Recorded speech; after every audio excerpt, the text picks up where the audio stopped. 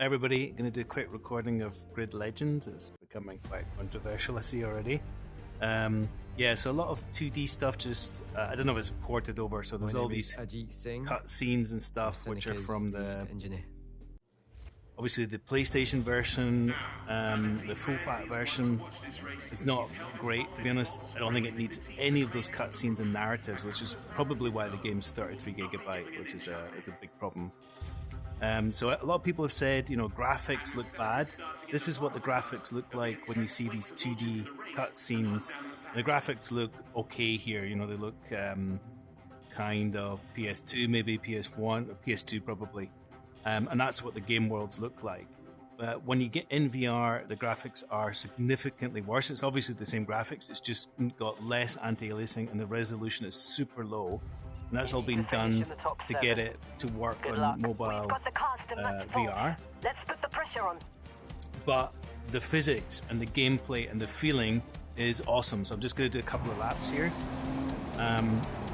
One of the problems I've got with it, so I'm not in control now, is that you don't use your hands on the wheel. You just use the joystick and the trigger button. So left joystick to start with and trigger buttons to steer. So it's really like playing a PlayStation game. You've got that kind of inaccurate steering. But the feeling, the physics is great. And I've played, there's a game on App Lab, a racing game, I've played it. No sense of physics at all. But this, the cars actually dive when you go into the corners and slide, depending which kind of car. So this is obviously quite a hard suspension car. And for me, it's awesome. The gameplay is really worth it. It's fun. You get the joy of diving down the inside on other players. I've not got a full grid in this case. I'm just obviously one-on-one against somebody. You get the feeling the car slips when you push it. And that's what racers want. People are really interested in racing. They want racing physics. And this game delivers that. I think it's really fun to play. Graphics, you get over it. You just focus on your line, you focus on racing.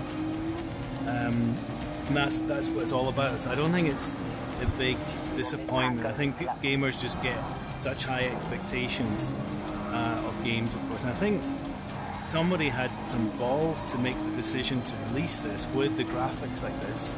But the frame rate is good, and the gameplay is good. The physics, the feeling of driving is really fun. If I pushed it in these corners, where I tapped the brakes, it would have been better in there. So yeah, I'd recommend getting it. The big problem I think is they've keeping all those cutscene videos in and probably high definition has just made the game way too big.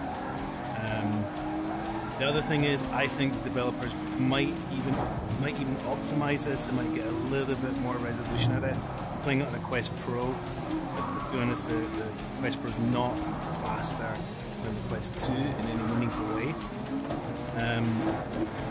Yeah, pick it up if you like racing. The racing is awesome. It's fun, and don't listen to the people who complain about the graphics. That's a decision developers have had to make.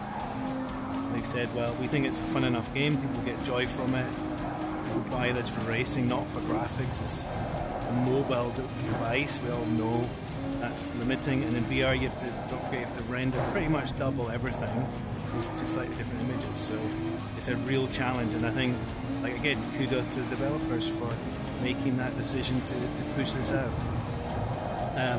Could be they didn't spend much money on it, could be a bit of a money grab, there's no marketing for it, which is a bit odd. But if you're a gamer and you like driving and you want to do it when you're traveling, you don't want to take your gaming PC, you want an immersive, exciting, fun thing to take on you with a little Quest and a little sort of gaming console you can wear in your head, and that's what it's all about. Right, that's all from me, and look forward to your interesting comments.